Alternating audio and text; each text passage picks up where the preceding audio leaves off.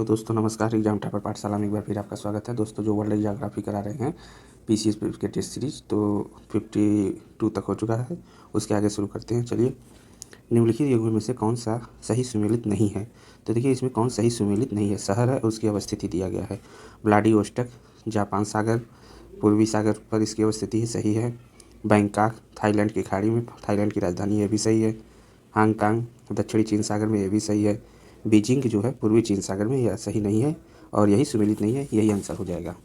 क्योंकि बीजिंग जो है आपका येलो सी के पास है, पोहाई की खाड़ी में येलो सी के पास येलो सी है, वहाँ पर जो है कि बीजिंग की स्थिति है। चलिए 54 नंबर देखेंगे। अरल सागर अवस्थित है, तो अरल सागर केयू के पास स्थित है, मतलब कजाकिस्तान और उज्बेकिस्तान। केयू आपका ऑप्शन सी हो जाएगा।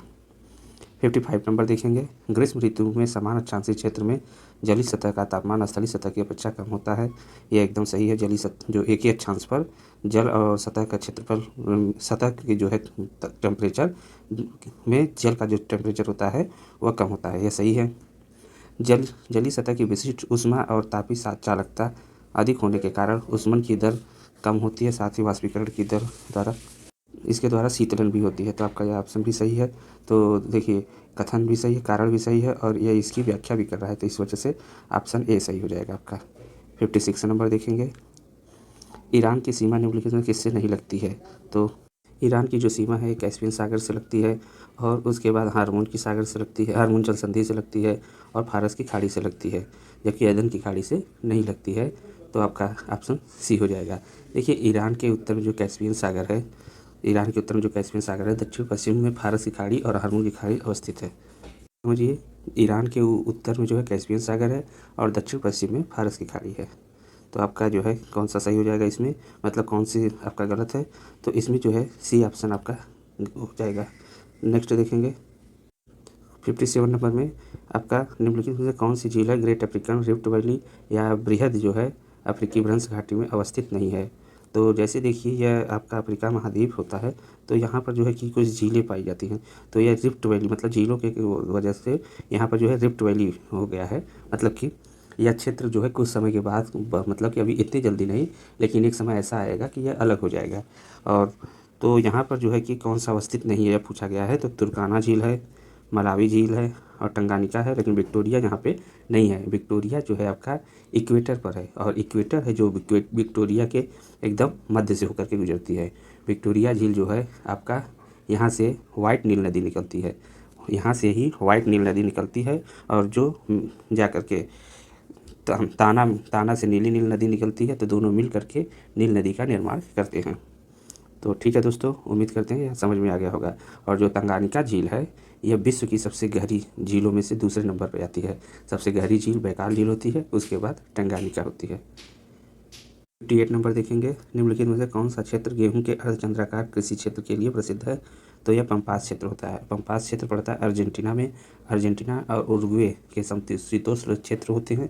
यहाँ पर जो है गेहूं के लिए एक आदर्श दशा पाई जाती है, इसलिए जो दक्षिण अमेरिका का यह क्षेत्र होता है, यहाँ पर जो है गेहूँ का सर्वाधिक उत्पादन होने के कारण इसे अर्धचंद्राकार क्षेत्र के नाम से भी जाना जाता है। चलिए 59 नंबर देखते हैं। ऊंचे पर्वतीय क्षेत्रों में चलने वाली हवाओं का तापमान कम होता है, यह सही है। टेम्परेचर कम होता है जो पर्वतीय क्षेत्रों पर चलती हवाएं। ऊंचाई पर गुरुत्वाकर्षण बल घटने से वायुमंडल विरल होता है, जिससे सौर विकिरण के अवशोषण की दर घट जाती है, यह भी सही है और यह भी सही है। यह इसका जो है कि स्पष्टीकरण कर रहा है या व्याख्या कर रहा है, तो आपका ऑप्शन ए हो जाएगा। चलिए 60 नंबर देख लेते हैं। आपका इसमें कौन सा हो जाए? आपका इसमें है कौन कौन निम्नलिखित कथनों पर विचार करिए। इराक की सीमा सऊदी अरब और फारस की खाड़ी दोनों से लगती है, तो यह सही है। कुवैत, कतर और ओमान की सीमाएं भी सऊदी अरब और फारस की खाड़ी से लगती हैं, तो यह भी सही है। अब यमन की सीमा सऊदी अरब, संयुक्त अरब अमीरात और अदन की खाड़ी से लगती है, यह गलत हो जाएगा, क्योंकि यमन की सीमा उत्तर में तो सऊदी अरब से और दक्षिण में अदन की खाड़ी से तो लगती है, लेकिन यमन से नहीं लगती है, तो इस वजह से यह गलत हो जाएगा। और एक और दो सही हैं, तो आपका ऑप्शन डी हो जाएगा। 61 नंबर देखेंगे। कनाडा के निम्नलिखित हिमनदी झीलों में अवशिष्ट झीलों का उत्तर से दक्षिण क्रम लगाना है। उनका जो है उत्तर से दक्षिण अगर क्रम लगाएंगे, तो सबसे पहले जो है आपका ग्रेट बियर झील आएगा, और उसके बाद जो है आपका ग्रेट स्लेव आएगा। ग्रेट स्लेव के बाद अथाबास्का आएगा, अथाबास्का के बाद विनिपेग आएगा। तो 2, 1, 4, 3 आपका ऑप्शन डी में है, डी ऑप्शन हो जाएगा, और आपका डी ऑप्शन सही हो जाएगा। 62 नंबर देखते हैं। महासागरों की लवणता के अक्षांशीय स्तर के वितरण के संबंध में निम्नलिखित कथनों पर विचार करना है। तो देखिए, ध्रुवीय प्रदेश में अवस्थित महासागरों की लवणता सबसे कम होती है, यह सही है। क्योंकि देखिए, ध्रुवीय प्रदेश में क्या है कि वहाँ पर हिम नदियाँ जो है कि जल में विलय होती रहती हैं। तो इस वजह से जो है कि ग्लेशियरों के पिघलने से जो है वहाँ पर डेंसिटी कम हो जाती है लवणता की। जैसे आप मान लीजिए कि 1 किलो जो है 1 लीटर वाटर ले लीजिए और उसमें जो है 100 ग्राम नमक मिलाकर रख दीजिए। अगर आप जो है कि एक धूप में रखेंगे और एक जो है फ्रिज में रखेंगे, तो वहाँ पर जो है कि आपका जो है कि वहाँ की डेंसिटी जो है फ्रिज वाले की डेंसिटी कम होगी और धूप वाले की डेंसिटी ज़्यादा होगी। क्यों? क्योंकि जो धूप वाला होता है तो वहाँ पर जो है कि वो पानी जो है सोख लेता है, तो नमक जो है बच जाता है, तो वहाँ पर लवणता जो है सैलिनिटी बढ़ जाती है। जबकि ग्लेशियरों के पास मतलब ध्रुवों के पास ऐसा नहीं होता है। तो इस वजह से जो है आपका ये ऑप्शन सही हो जाता है। और उपोष्णकटिबंधीय क्षेत्र में अवस्थित महासागरों के जल की लवणता अन्य क्षेत्रों की तुलना में अधिक होती है, तो यह भी सही है। तो 1 और 2 दोनों सही, आपका ऑप्शन सी हो जाएगा। चलिए, नील नदी के संबंध में विचार करना है, तो आपका जो है इसमें कौन सा उत्तर सही है यह चयन करना है। तो नील नदी का जो है तुर्काना झील से होता है, या गलत है, तुर्काना से नहीं ताना से होता है। सॉरी दोस्तों, अगर हम ऊपर कह दिए हों तुर्काना तो आप उसको सही कर लीजिएगा, क्योंकि नील नदी का जो नीली नील नदी है वह ताना झील से निकलती है और वाइट नील नदी है जो विक्टोरिया से निकलती है। और इन दोनों का जो है कि खार्तूम में संगम होता है, तो वहाँ से यह नील नदी बन जाती है। अब देखिए, अताबारा नदी और वाइट नील इसके प्रमुख सहायक नदियाँ हैं, तो यह भी सही, ये जो है आपका सही हो जाएगा।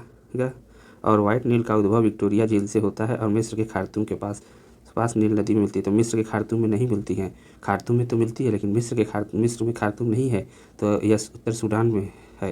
तो इस वजह से यह भी गलत हो जाएगा। तो उत्तरी सूडान में खार्तूम है, खार्तूम में तो मिलेगी, लेकिन यह खार्तूम जो है उत्तरी सूडान में है, न कि मिस्र में है।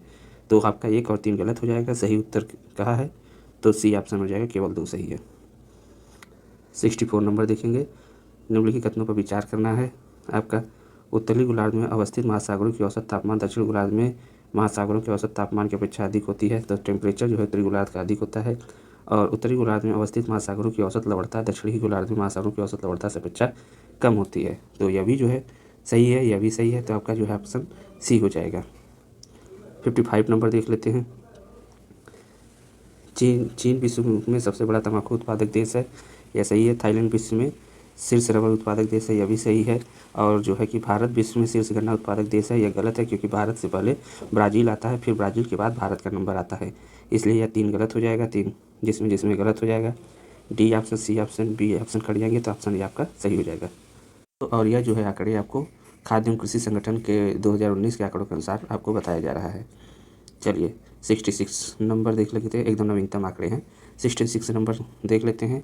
आपका उष्णकटिबंधीय चक्रवात के संबंध में कौन सा कथन असत्य है। तो देखिए, उष्णकटिबंधीय चक्रवात की दिशा या विस्थापन पूर्व से पश्चिम होता है, या सही है।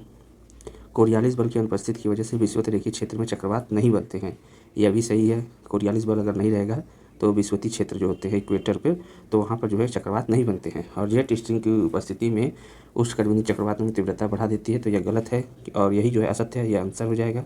क्योंकि जेट स्ट्रीम अनुपस्थित होने पर जो है चक्रवात में तीव्रता बढ़ती है और जेट स्ट्रीम की वजह से यह इनका विकास नहीं हो पाता है। और डी ऑप्शन देखेंगे, उष्णकटिबंधीय चक्रवात के केंद्र में आसमान साफ रहता है, तो यह भी जो है सही है। उष्णकटिबंधीय चक्रवात में आसमान साफ रहता है, तो ए बी डी सही है, सी ऑप्शन असत्य है, तो यही आंसर हो जाएगा। 67 नंबर देखेंगे। देखिए, ये भी जो है आपका प्रोडक्शन से संबंधित है। तो विश्व में चांदी का सर्वाधिक संचित भंडार आपका कहाँ पर है। यह विश्व का सर्वाधिक चांदी का भंडार जो है मैक्सिको में प्रथम स्थान पर है, यह गलत है। चांदी का सर्वाधिक संचित भंडार पेरू में है। चांदी का जो सर्वाधिक भंडार है, भंडार और उत्पादन दोनों जो है कहाँ पर है। सॉरी दोस्तों, यह दिया है प्रश्न, पहले प्रश्न देख लेते हैं फिर से। विश्व में चांदी का सर्वाधिक संचित भंडार और उत्पादन के मामले में मैक्सिको प्रथम स्थान पर है। तो देखिए, मैक्सिको में उत्पादन ज़्यादा होता है, लेकिन सर्वाधिक जो है भंडार कहाँ पर है, यह जो है आपका पेरू में है। पेरू में भंडार है और उत्पादन जो है आपका मैक्सिको करता है, इस वजह से जो है आपका ऑप्शन गलत हो जाएगा।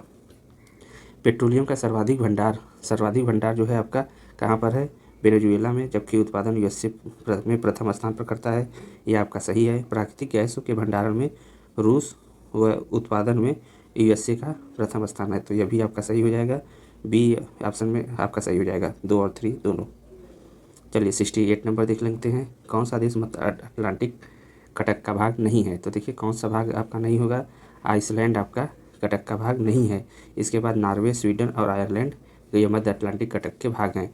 मध्य अटलांटिक कटक जो होता है यह 2 भागों में विभाजित है और इसके उत्तरी भाग को डॉल्फिन कटक और दक्षिणी भाग को चैलेंजर कटक कहते हैं। यह ध्यान दीजिएगा क्योंकि 2019 के पीसीएस में यह पूछा गया। क्वेश्चन नंबर 69 देखेंगे। निम्नलिखित में से कौन सा जलवायु प्रदेश डेयरी क्षेत्र के लिए सर्वोत्तम है? तो आपका यह ब्रिटिश तुल्य क्षेत्र या पश्चिमी यूरोपीय तुल्य क्षेत्र जो होता है डेयरी के लिए सर्वोत्तम होता है। इस जलवायु प्रदेश में सभी ऋतुएं बिल्कुल स्पष्ट रहती हैं और वर्ष पर्यंत काम करने लायक उत्तम जलवायु भी होती है। और जो स्टेपी समतुल्य जलवायु होती है यह गेहूँ के लिए उपयुक्त होती है, जबकि भूमध्य सागरीय जो जलवायु होती है आपका, यह तो बी ऑप्शन सही है, डेयरी उत्पन्न। और भूमध्य सागरीय जो जलवायु होती है ये फलों की खेती के लिए सर्वोत्तम लेकिन केवल पशुपालन के लिए अनुपयुक्त होती है। और लारेंसियल तुल्य जो होता है यह मत्स्य पालन के लिए आदर्श दशा पाई जाती है। तो ठीक है दोस्तों, 69 का बी आंसर सही हो जाएगा, डेयरी क्षेत्र का सर्वोत्तम। 70 नंबर देखेंगे। सवाना या सूडान जलवायु के बारे में कौन सा कथन सही नहीं है? तो देखिए इसमें वर्षा की परिवर्तनशीलता पर, इसमें जो है आपका महाद्वीपीय जलवायु पाई जाती है, आपका सही हो जाएगा। स्पष्ट आर्द्र एवं शुष्क मौसम पाया जाता है, यह भी सही है। और इसमें जो है आपका यह महाद्वीपीय जलवायु पाई जाती है, स्पष्ट आर्द्र एवं शुष्क मौसम पाया जाता है और मसाई और हौसा प्रमुख जनजातियाँ इस क्षेत्र में पाई जाती हैं, यह भी सही है। लेकिन इसमें पूछा कौन सही नहीं है, तो आपका सी हो जाएगा। वर्षा की परिवर्तनशीलता पाई जाती है, तो आपका यह गलत हो जाएगा, क्योंकि सवाना सूडान जलवायु क्षेत्र में वर्षा केवल ग्रीष्मकाल में ही होता है, जबकि पूर्वी तटीय मानसून में जो होता है वहाँ वर्षा में परिवर्तन पाया जाता है। इसके साथ यहाँ पर कुछ अन्य विशेषताएं हैं, जैसे हरमट्टा और खमसीन यहाँ की जो है स्थानीय पौने होती हैं। यहाँ की लंबी लंबी घासें होती हैं जिसे हाथी घास भी कहते हैं। और कोलंबिया और वेनेजुएला में उसे लानोस कहते हैं और ब्राज़ील में उसे कैंपोस कहते हैं। मतलब यह ग्रीष्मकालीन घास से होती हैं, शीतोष्ण घास नहीं, मतलब उष्णकटिबंधीय घास के मैदान पाए जाते हैं। जैसे ब्राज़ील का कैंपोस हो गया, कोलंबिया और वेनेजुएला का लानोस हो गया, और घासें जो है लंबी होती हैं। चलिए 71 नंबर देख लेते हैं। विक्टोरिया झील किन देशों के मध्य स्थित है? तो देखिए विक्टोरिया झील KTU में स्थित है। के से केन्या, टी से आपका तंजानिया, यू से युगांडा। केन्या, तंजानिया, युगांडा से आपका हो जाएगा केन्या, तंजानिया, युगांडा। आपका 3 ऑप्शन गलत हो जाएगा, तो इसलिए जो है 124 आपका सी ऑप्शन में है, यही सही हो जाएगा। आप ऑप्शन भी एलिमिनेट कर सकते हैं कि 3 जिसमें रहेगा वो गलत हो जाएगा, जैसे ए कट जाएगा, बी कट जाएगा, डी कट जाएगा, इस तरीके से भी कर सकते हैं। देखिए ऑप्शन, अगर आपको प्रश्न नहीं आ रहा है ना, तो आप ऑप्शन को एलिमिनेट भी कर सकते हैं। थोड़ा जो है कि लेवल हाई हो जाता है ना, तो ऑप्शन भी एलिमिनेट होने लगते हैं। और जो यह झील जो है अफ्रीका की सबसे बड़ी झील होती है, और नील नदी यहीं संसार की सबसे बड़ी नदी जो बहती है, मतलब नील नदी, इसका जो है उद्गम स्रोत, जैसे वाइट नील नदी यहाँ से निकलती है और ताना से निकलती है नीली नील नदी, तो दोनों का जो खार्तूम में संगम होता है तब जाकर के नील नदी बनती है। चलिए 72 नंबर देखेंगे। चाड झील की सीमा किसके साथ नहीं लगती है? तो चाड झील की जो सीमा है आपका नाइजर से लगता है, कैमरून से, नाइजीरिया से लगता है, लेकिन बेनिन से नहीं लगता। आपका ऑप्शन डी हो जाएगा। 73 नंबर। इसके लिए दोस्तों क्या है ना, ये सब जो क्वेश्चन है ये आप एटलस से देख सकते हैं। अगर आपने मैपिंग की है अच्छे से तो आप कहेंगे तो हम मैपिंग का क्लास लेकर आएंगे और बहुत ही अच्छा लगेगा आपको, और एटलस से आप देख सकते हैं। चलिए 73 नंबर देखेंगे। मध्य अमेरिकी देशों को उत्तर से दक्षिण के क्रम में लगाना है। तो देखिए जो ये मध्य अमेरिकी देश हैं, तो सबसे पहले ग्वाटेमाला आता है, फिर अल सल्वाडोर आता है, फिर निकारागुआ आता है, फिर कोस्टारिका। 2 3 4 1 2 3 4 1 आपका ऑप्शन ए हो जाएगा। देखिए लिथियम त्रिकोण में शामिल देश कौन कौन से हैं? तो लिथियम त्रिकोण में कौन कौन से हैं तो देख लेते हैं। आपका अर्जेंटीना है, पेरू है, बोलिविया है, यह सब जो है लिथियम त्रिकोण में शामिल हैं। मतलब यह सब जो देश है दक्षिण अमेरिकी देश हैं। यहाँ पर लिथियम का जो है भंडार पाए जाते हैं। एंडीज जो पर्वतमाला है उसी के आसपास में लिथियम के अच्छे भंडार पाए जाते हैं, और भारत में जो है लिथियम की मांग बढ़ती है, और उसी को पूरा करने के लिए इन सब देशों से पेशकश की गई है। चलिए नागोर्नो कराबाख किन क्षेत्रों के मध्य विवादित क्षेत्र है? तो देखिए यह 2021 में विवाद हुआ था आर्मेनिया और अजरबैजान के बीच, तो आपका यह ऑप्शन बी हो जाएगा। और यह जो दोनों देश आर्मेनिया और अजरबैजान के बीच हुआ था, तो यह जो क्षेत्र है काकेशस पर्वत श्रृंखला के दक्षिण में और आर्मेनियाई पर्वत के पूर्वी भाग में स्थित है। तो आपका यह ऑप्शन बी हो जाएगा। अगलेगा द्वीप पर किस देश का अधिकार है? तो अगलेगा द्वीप पर जो है मॉरिशस का अधिकार है और यह जो है 1100 किमी की दूरी पर 2 द्वीपों का समूह है। और 2015 में इस पर क्या हुआ था, सुविधाओं को अपग्रेड करने के लिए मॉरिशस ने भारत से समझौता किया था इन दोनों द्वीपों पर अगलेगा द्वीप पर, मतलब कि अपग्रेड करने के लिए भारत से समझौता किया। 77 नंबर देखेंगे, इसमें कौन सा देश स्थल रुद्र देश है? तो आपका देखिए स्थल रुद्र देश नामीबिया स्थल रुद्र देश नहीं है, बोत्सवाना हो गया, किंगडम ऑफ एस्ताविनी और जिम्बाब्वे। किंगडम ऑफ एस्ताविनी को जानते हैं क्या कहा जाता है? इसे स्वाजीलैंड के नाम से भी जाना जाता है। तो आपका यह सब तीनों जो है स्थल रुद्र हैं, नामीबिया नहीं है। तो आपका 2, 3, 4 ऑप्शन जिसमें होगा वही आंसर हो जाएगा। तो 2, 3, 4 आपका बी ऑप्शन में है, यही आंसर हो जाएगा। 78 नंबर देखेंगे, वायु के प्रति इकाई भार में विद्यमान जलवाष्प के भार को क्या कहा जाता है? तो इसके भार को विशिष्ट आर्द्रता कहा जाता है। वायु के प्रति इकाई भार में विद्यमान जलवाष्प के भार को विशिष्ट आर्द्रता कहते हैं। इस पर जो वायुदाब और तापमान में कोई प्रभाव नहीं पड़ता है और इसकी इकाई ग्राम प्रति हजार ग्राम है। चलिए, और किसी निश्चित ताप पर वायु में जलवाष्प धारण करने की क्षमता को आर्द्रता सामर्थ्य कहते हैं। मतलब किसी निश्चित तापमान या आदर्श सामर्थ्य दिया है तो किसी निश्चित तापमान पर वायु में जो जलवाष्प धारण करने की क्षमता होती है उसे कहते हैं। चलिए 79 देख लेते हैं, संघनन की क्रिया में उपस्थित निम्नलिखित में से किस की मात्रता पर निर्भर करता है? यह सापेक्षिक आर्द्रता पर निर्भर करता है। वायुमंडल में उपस्थित जलवाष्प या जलकण या हिमकण में परिवर्तन जो है संघनन की क्रिया के द्वारा होती है और संघनन की क्रिया वायु में उपस्थित सापेक्षिक आर्द्रता की मात्रा पर निर्भर करती है। तो आपका ऑप्शन ए हो जाएगा। चलिए 80 नंबर देख लेते हैं, किस कौन सा इसमें सही सुमेलित नहीं है? तो देखिए शीतोष्णकटिबंधीय चक्रवात के बारे में बताना है। तो आपका ए ऊर्जा के लिए वायु राशियों के घनत्व संबंधी अंतरों पर निर्भर करते हैं, यह सही है। इनकी संभाव्यता को बहुत पहले जाना जा सकता है, यह भी सही है। और इनकी संभाव्यता को बहुत पहले जाना जाता था, यह भी सही है। और इनकी उत्पत्ति वातावरण की कोई भूमिका नहीं होती है, वातावरण की भूमिका होती है, यह गलत हो जाएगा और यही सत्य नहीं है। तो आपका आंसर सी हो जाएगा। आगे देखते हैं, इनमें ऐसा कोई क्षेत्र नहीं होता है जहां हवाओं और वर्षा का प्रभाव न हो। तो यह भी जो है क्षेत्र, यह भी सही है। देखिए क्या है कि वातावरण जनन के कारण इनका निर्माण होता है, इसलिए इनका संबंध प्रति चक्रवाती दशाओं से होता है। और शीतोष्ण चक्रवाती दशाएं जो होती हैं ये यांत्रिक जनित होती हैं। इनके विकास में जो है तापमान की भूमिका ज़्यादा नहीं होती है, यांत्रिक जनित होने के कारण तापमान टेम्परेचर की भूमिका नहीं होती है। और इनको जो है चक्रवातों को तो कोई नाम नहीं दिया जाता है, लेकिन भारत में इसे वेस्टर्न डिस्टर्बेंस के नाम से जाना जाता है, पश्चिमी विक्षोभ। चलिए 81 नंबर देख लेते हैं, तापीय व्युत्क्रमण या थर्मल इन्वर्जन के। तो यह जो है यह घने कोहरे को जन्म देती है जिससे दृश्यता कम होती है, सही है। यह मौसमी स्थिरता को जन्म देकर वर्षा की संभावना को छीड़ कर देता है, तो यह भी सही है। और हिम वर्षा के लिए भी उत्तरदायी होती हैं और यह भी जो है आपका यह सही है। दोस्तों थोड़ा बहुत शोरगुल हो रहा है, इसको अवॉइड करिएगा। यह घने कोहरे को जन्म देती है, दृश्यता कम हो जाती है, मौसमी स्थिरता को जन्म देकर वर्षा की संभावना को छीड़ करता है, यह हिम वर्षा के लिए उत्तरदायी है। तो यह सब तो आपका सही है। और चाय कहवा खेती को नुकसान पहुंचाता है, यह गलत हो जाएगा क्योंकि चाय और कहवा खेती को लाभ प्राप्त होता है। तो आपका ऑप्शन 1, 2, 3 सही है। तो आपका ऑप्शन कौन सा हो जाएगा? ए ऑप्शन आपका सही हो जाएगा। चलिए 82 नंबर देखेंगे, पवन की उत्पत्ति और उनके प्रभाव निम्नलिखित में से किन कारकों का प्रतिफल होता है?